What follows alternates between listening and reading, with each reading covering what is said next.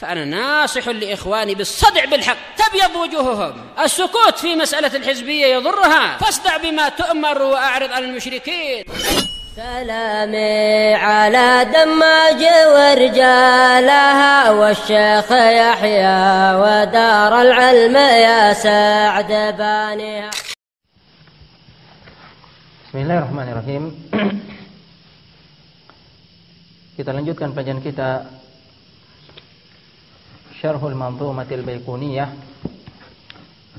oleh Syekhuna Al-Allama Yahya bin Ali Al-Hajuri hafizahullah. Setelah sebelumnya kita menyebutkan dalil-dalil akan pentingnya hamdalah pada awal perkara-perkara yang penting, antara yang pidato dan penulisan ilmu dan selainnya, kita masuk pada qauluhu abda'u bil hamdi. Kembali Syekh hafizahullah mengatakan adapun ucapan Imam Al-Baiquni abda'u bil hamdi, qala wa ba'da ma 'alimta min hadhihi al-adillah fil bid'i bihamdillah fi kulli amrin lahu sya'nun ta'assiyan bi kitabillah wa sunnati rasulih sallallahu alaihi wasallam fahdhar ayyuhal muslim anta ta'athara bi ba'di khitabatil jahalah.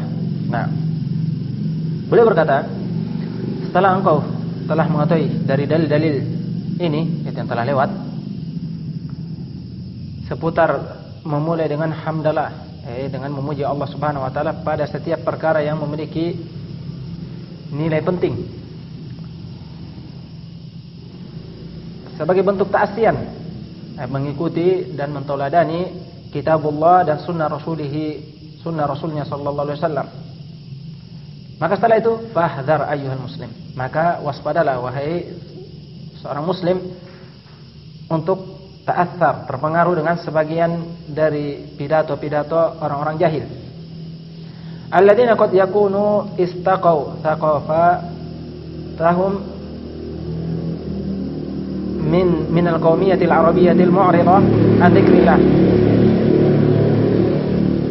yaitu yang mungkin mengambil pendidikan mereka dari al-qawmiyatil arabiyyah.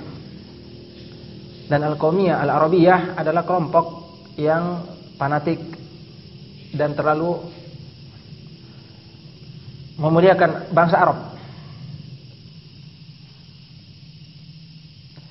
dan ingin mendirikan negara khusus untuk mereka, dan mereka memiliki beberapa penyimpangan. Ini al-arabiyyah al-qawmiyah atau al-qawmiyah al-arabiyyah. Sebelumnya bahwasanya awal pertama yang menyerukan dan memunculkan pemikiran ini adalah bangsa Arab yang beragama Nasrani, dari Nasrani, dari kalangan Arab. Dan sebenarnya yang telah kita sebutkan bahwasanya mereka memiliki penyimpangan-penyimpangan, dan di antara yang disebutkan oleh Syekh Abdul Aziz Ibn Baz rahimahullah adalah mereka ingin memisahkan antara agama dari negara. Urusan agama mereka pisahkan dengan urusan kenegaraan, tidak ada sangkut pautnya. Dan ini kesesatan yang nyata. Demikian menjauhkan hukum-hukum Islam dari masyarakat dan menggantinya dengan undang-undang dan peraturan yang buat-buat, yang mereka racik dan bikin sendiri dari berbagai jenis aturan. Mengambil dari aturan ini, undang-undang ini, dan membuat undang-undang masjid sendiri, jauh dari ahkamil Islam, dari hukum-hukum agama Islam. Dan mereka juga ingin memberi kebebasan dalam hubungan lawan jenis. Demikian kebebasan bagi pemikiran-pemikiran, kebebasan berpikir, kebebasan berbicara, dan mengemukakan pendapat dari pendapat-pendapat yang merusak. Mereka menyuruhkan kebebasan ini.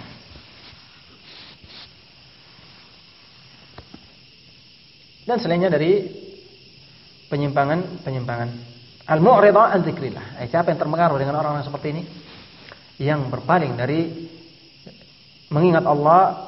Fatasma'u ahadahum idza khataba yaftatihu khutbatahu biqoulihi bismi wa bismikum. Wa bismi asy-sya'b wa bismil arabiyyah. Nas'alullah al-afiyah. Sehingga kamu akan mendengar salah seorang dari kelompok ini apabila mereka berpidato, mereka memulai pidatonya dengan nama dan nama kalian dan nama bangsa dan nama al-Arabiyah. Waalaikumsalam warahmatullahi wabarakatuh. Nas'alullah al-afiyah. Kita memohon kepada Allah Subhanahu wa taala al-afiyah. Hadhihi kanat qaliman inda katsiri minan nas. Ini dulu kebanyakan manusia terpengaruh dengannya. Tsumma uyru, kemudian mereka diingkari dan dicela. Ayyarahum ba'dul ladina yasma'una hadzal kalam. Telah mencela mereka dan mengaibkan mereka orang-orang yang mendengar ucapan ini. Ucapan mereka ketika berkhutbah memulai dengan bismi wa bismika wa bismikum, dengan selain nama Allah Subhanahu wa taala. Wa raja'a katsir minhum idza ibtada bi kalam bihamdillah wa yuthni alaihi. Kemudian setelah mereka diintiqad, dikritik dan dicela, mereka pun kembali memulai dengan alhamdulillah dan as-sana alaih. Hadza wal lazim ay yabtadi al-kalam bil hamdi was sana. Inilah yang semestinya untuk dimulai kalam itu dengan alhamdulillah was sana Allah, dan pujian serta sanjungan kepada Allah. Alhamdu kulluhu wa bis sana alaihi subhanahu wa ta'ala. Seluruh pujian dan seluruh sanjungan itu untuk Allah Subhanahu wa ta'ala. Walhamdu, dan definisi alhamd, pujian itu huwa tsana'u bil lisan 'alal jamil ikhtiyari ni'mah aw ghairi ni'mah.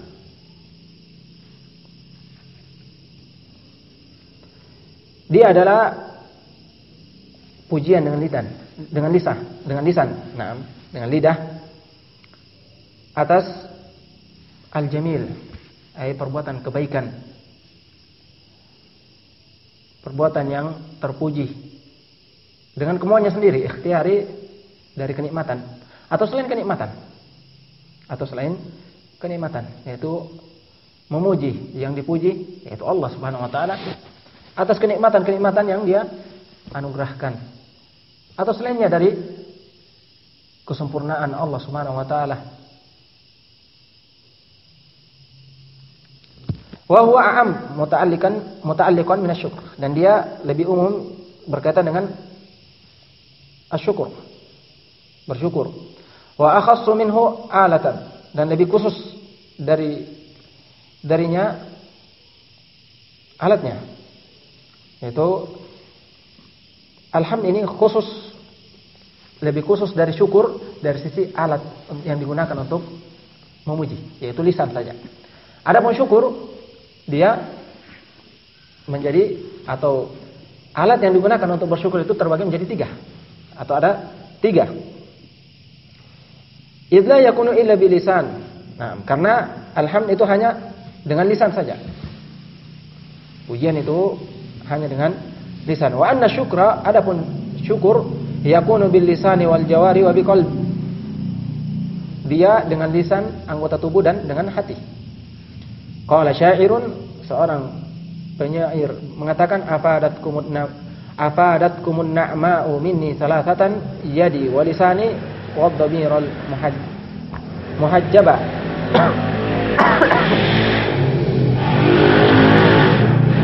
Berkata seorang penyair, dan ini sering diucapkan oleh ulama ketika menjelaskan tentang syukur, bahwasanya syukur itu dengan lisan, hati, dan tangan, yaitu anggota tubuh. Afadatkum na'ma'u, afadatkum in'amatukum alayya, akan memberikan kalian faidah dengan pemberian kalian anugerah dan kenikmatan kepadaku, salah satu asya, 3 perkara, yaitu balasan mukafaah, balasan dengan tangan, dan ucapan dengan pujian-pujian dengan lisan. Demikian kecintaan serta keyakinan di dalam hati. Maksudnya bahwasanya syukur itu yaitu baik bisa dengan hati, dengan meyakini bagi pemberi nikmat yaitu Allah Subhanahu wa taala dengan sifat-sifat yang mulia dan sempurna. Dan bahwasanya Allah Subhanahu wa taala lah yang memiliki kenikmatan-kenikmatan tersebut dan hanya menyandarkan kenikmatan itu hanya kepada Allah Subhanahu wa taala. Ini yang pertama, dengan hati. Yang kedua dengan lisan, yaitu dengan memuji dan menyanjung Allah Subhanahu wa taala dengan lisannya atas kenikmatan-kenikmatan yang dianugerahkan kepada dirinya. Dan juga dengan anggota tubuh, yaitu dengan terus senantiasa membiasakan dirinya dengan ketaatan kepadanya serta beribadah kepada Allah Subhanahu wa taala. Inilah syukur, yaitu dari lisan, hati dan anggota tubuh. Adapun hamd hanya khusus dengan lisan. Wa Nabi sallallahu alaihi wasallam kana yaqulu atau yaqumul lail hatta tatafattara qadamah. Sementara Nabi sallallahu alaihi wasallam kama fi hadits Mughirah wa an ghairihi aidan fi sahih kana yaqumul lail hatta tatafattara qadamah. Sebagaimana dalam hadis Mughirah dan selainnya, Mughirah bin Syu'bah dalam sahih bahwasanya dahulu Rasulullah sallallahu alaihi wasallam berdiri salat lail sampai kakinya pecah-pecah. Ketika dikatakan dan ditanya, "Ya Rasulullah, lima fa'alta hadza wa qad ghufira laka ma taqaddama min dzambika wa ma ta'akhkhar?" Wahai Rasulullah, kenapa engkau melakukan ini? Bukankah telah diampuni dosamu apa yang telah lewat dan apa yang akan datang? Sama dalam surat Al-Fath. Yaghfir laka Allahu ma taqaddama min dzambika wa ma ta'akhkhar. Apa jawaban Rasulullah sallallahu alaihi wasallam? Maka Rasulullah sallallahu alaihi wasallam menjawab, "Afala uhibbu an akuna abdan syakura?" Tidakkah saya senang untuk menjadi seorang hamba yang bersyukur? Menunjukkan di antara upaya untuk bersyukur adalah dengan amalan.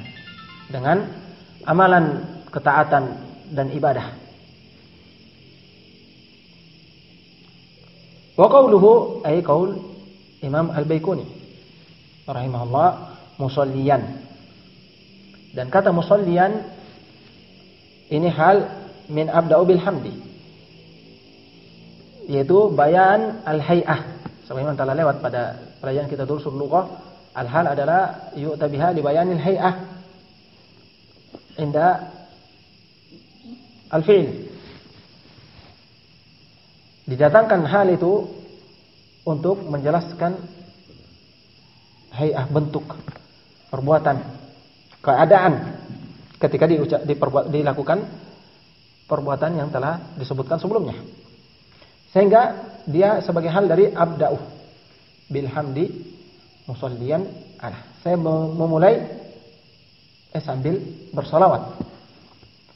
Bersalawat kepada Muhammad Rasulullah sallallahu alaihi wasallam khairin nabiyyin ursilah, sebaik-baik nabi yang diutus.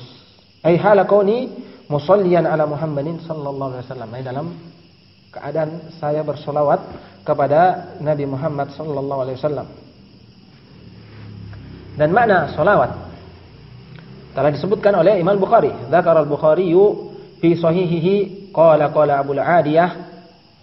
Imam Bukhari menyebutkan dalam sahihnya, beliau berkata bahwasanya Abu al-Adiyah berkata, "Salatullahi ala rasulih thana'uhu alaihi indal malaikah." Makna solawat Allah Subhanahu wa taala, karena Allah Subhanahu wa taala yusolli ala nabi, bersolawat atas nabi. Apa maknanya? Apa makna solawat di sini? Disebutkan oleh Imam Bukhari menukil dari Abu al-Aliyah, beliau mengatakan bahwasanya salatullah, salawat Allah atas rasulnya adalah sana'uhu, sanjungan dan pujiannya atasnya indal malaikah, di sisi al-malail a'la, yaitu para malaikat. Wa amma as-salatu minal 'abdi 'alal 'abdi, adapun salawat seorang hamba kepada hamba yang lain, maka makna fahuwa du'a'u lah, maka maknanya adalah doa kebaikan untuknya. Qala syair, karena di antara makna shalah ad-du'a. Berkata seorang penyair wa huwal A'syi, dan dia adalah Al-A'syi, taqulu binti wa qad qarubtu murtahila, ya rabbi jannib abiyal awsaba wal waja'a. Nah, putriku berkata, sementara saya telah mendekati waktu untuk rihlah, yaitu melakukan perjalanan safar. Ya rabbi jannib abi. Putrinya mengatakan, wahai Rabbku, jauhkanlah ayahku al-awsaba wal waja'a, amrad wal auja', yaitu jauhkanlah ayahku dari penyakit dan kesakitan. Nah,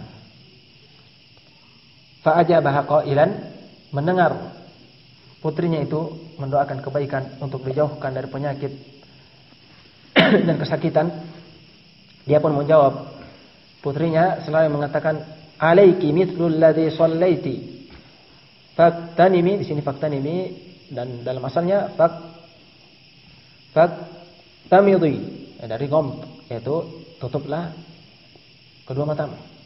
Nauman, untuk tidur, fa inna li jambil mar'i muttaji'a, fa inna li jambil mar'i muttaji'a. Saya di sini shallaiti, di sini alaiki mithlul ladzi shallaiti, ay da'auti, ay alaiki mithlul ladzi da'auti, ay atasmu seperti apa yang engkau doakan. Shallaiti di sini alai da'auti, menunjukkan sholawat bermakna doa, bisa bermakna ad-doa sebagaimana dalam bait ini. Dan alaiki mithlul ladzi shallaiti, di sana ada dua penafsiran. Yang pertama, ay laki mithlu ma da'auti li minas salam wal afiyah, yaitu bagimu, dia mendoakan kembali, dia mendengar putrinya mendoakan dia kebaikan, maka dia pun kembali mendoakan untuk putrinya dengan kebaikan. Ai untukmu seperti apa yang engkau doakan untukku dari kebaikan, keselamatan, dari keselamatan dan kesehatan, dari keselamatan dan kesehatan, dan dijauhkan dari bala atau musibah, dijauhkan dari musibah. Itu makna yang pertama. Dan ada yang mengatakan maknanya alaiki mithlul ladzi shallaiti, ilzam mithlul ladzi shallaiti, yaitu dia memerintahkan putrinya untuk mengulang doanya tersebut dan mengulang-ulangnya, untuk mendoakan kepada dirinya seperti doa yang telah dia sebutkan itu, untuk mengulangnya dan terus mendoakan kebaikan. Kemudian faktamidhi nauman, memerintahkan untuk putrinya tidur, fa inna lil jamil mar'i muttaja, karena lambung seseorang itu akan berbaring. Nah, syahid sebagaimana telah lewat, shallaiti di mana da'auti.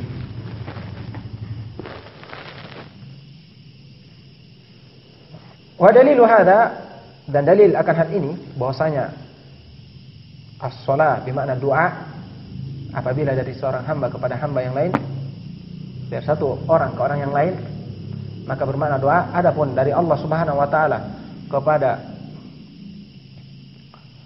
kepada Rasul sallallahu alaihi wasallam adalah as-sana alaihi indal malaikah, sanjungan untuknya di sisi malaikat. Wa dalilu hadza qauluhu sallallahu alaihi wasallam, dan dalilnya adalah sabda Rasulullah sallallahu alaihi wasallam, idza da'a ahadukum falyabda bitahmidi rabbih azza wa jalla was-sana alaihi. Apabila salah seorang di antara kalian ingin berdoa, maka hendaknya dia memulai dengan memuji Rabbnya, Tuhannya azza wa jalla, dan menyanjungnya. Nah, dia memulai dengan ini. Ini di antara adab berdoa. Tsumma yusalli li nafsihi aw li ghairihi. Kemudian dia yusalli li nafsihi aw li ghairihi, ini bermakna dia doa, bermakna mendoakan kebaikan.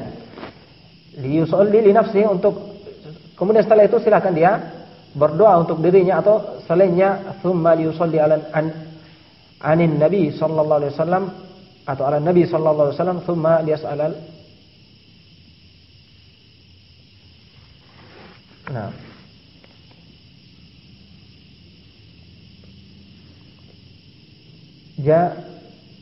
Hajatan. Kemudian dia bersolawat kepada Nabi sallallahu alaihi wasallam, kemudian dia meminta hajatnya. Dia meminta hajatnya. Di sini jelas bahwasanya summa yusalli li nafsihi ay yad'u li nafsihi. Dia berdoa kepada dirinya. Ini mana salawat. Wa adillatu fadlis shalah 'ala Nabi sallallahu alaihi wasallam minal Qur'ani was sunnah. Qala ta'ala, dan di antara dan dalil-dalil keutamaan salawat atas Nabi sallallahu alaihi wasallam dari Al-Qur'an dan sunnah, di antaranya adalah Allah Subhanahu wa taala berfirman, "Innallaha wa malaikatahu yusholluna 'alan nabi, ya ayyuhalladzina amanu shallu 'alaihi wa sallimu taslima." Sungguhnya Allah Subhanahu wa taala dan para malaikatnya bersalawat atas Nabi. Wahai orang-orang beriman, bersalawatlah atasnya dan wasallimu taslima, doakanlah kepadanya assalam, yaitu kesejahteraan. Wa qala alaihi salatu wassalam, demikian Nabi sallallahu alaihi wasallam bersabda, "Man shalla alayya salatan sallallahu alaihi biha asyran." Barang siapa yang bersalawat untukku satu kali, maka Allah Subhanahu wa taala akan bersalawat untuknya sebanyak 10 kali. Akhrajahu Muslim min hadithi Abdullah bin Amr bin As radhiyallahu anhuma. Diriwayatkan oleh Imam Muslim dari hadits Abdullah bin Amr bin As, wa hadza fadlun 'azim fi sholati 'ala nabi sallallahu alaihi wasallam. Dan ini adalah keutamaan yang besar dalam salawat kepada Nabi sallallahu alaihi wasallam.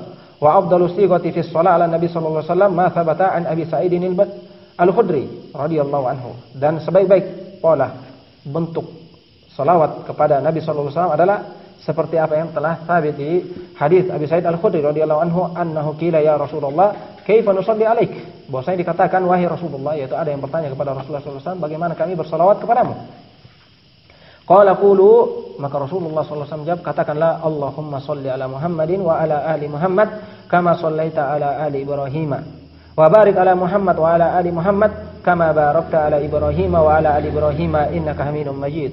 Katakanlah Allahumma sholli, seperti yang disebutkan tadi. Ya Allah, bersalawatlah atas Nabi Muhammad dan atas keluarga Muhammad sebagaimana engkau bersalawat atas keluarga Ibrahim, dan berkahilah atas Muhammad dan atas keluarga Muhammad sebagaimana engkau memberkahi atas Ibrahim dan keluarga Ibrahim. Sungguhnya engkau maha mulia lagi maha terpuji. Falau aqsama ahadun ayyanzura ayusalli ala Nabi sallallahu alaihi wasallam afdalu ayusalli ala Nabi sallallahu alaihi wasallam afdalus shalah fabarra qasamah. Nah, fabarra qasamuhu wa waffa binadari ayusalli ala Nabi sallallahu alaihi wasallam bi hadis siqa allati allamahum iyyaha. Seandainya ada seseorang yang bernadar bahwasanya saya bernadar untuk bersalawat atas Nabi sallallahu alaihi wasallam dengan sebaik-baik salawat, maka akan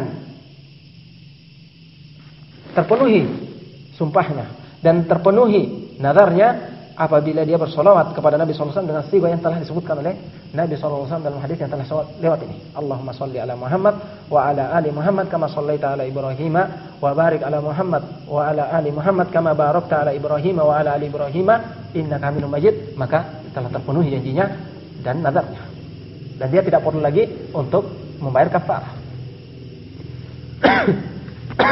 Di sini ada tambih, walaysa minas sighati shahihah dzikru sayyidina ma thabata.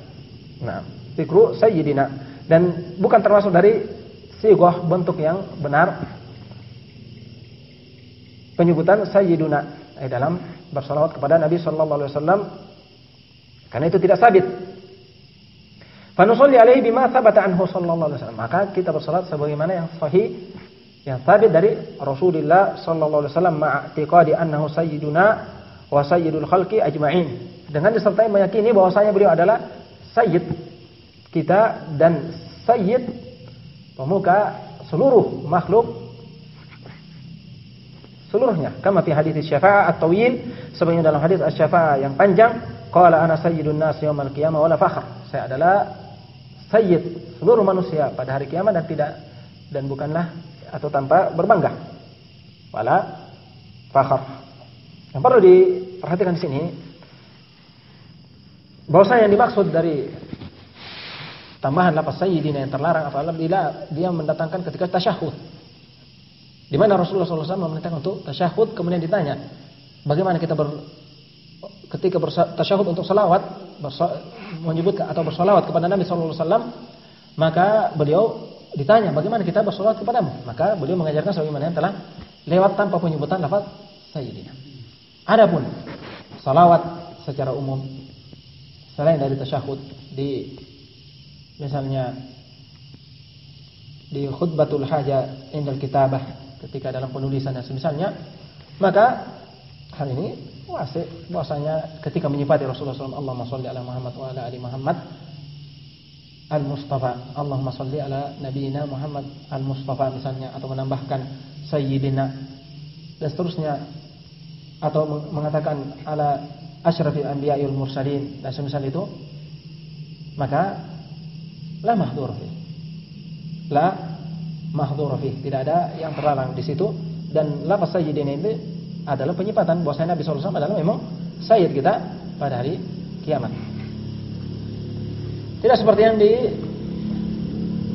dikritikkan oleh sebagian orang jahil ketika kami membaca Irsyadul Bariyah, dan di situ Syekh penulis Hasan bin Qasim Abu Abdissalam hafizahullah yang sekarang di Surabaya menyebutkan di situ bersalawat atas Nabi sallallahu alaihi wasallam dan memberi sifat sayyidina. Kalau mengatakan mana tahu bahwasanya ini termasuk yang diintiqad atau semisalnya dari celaan dia lancarkan kepada kita karena membaca. Padahal kami cuma membaca. Bagaimana kalau kita mengucapkan juga? Nah, dan ini la mahdhur fi berdasarkan hadis itu. Ana sayyidun nas yaumil qiyamah wala fakhar. Insyaallah kita lanjutkan pelajaran kita ke Fathul Alam dalam kitab fikih, dan pelajaran kita lanjutkan pada pertemuan berikutnya insyaallah.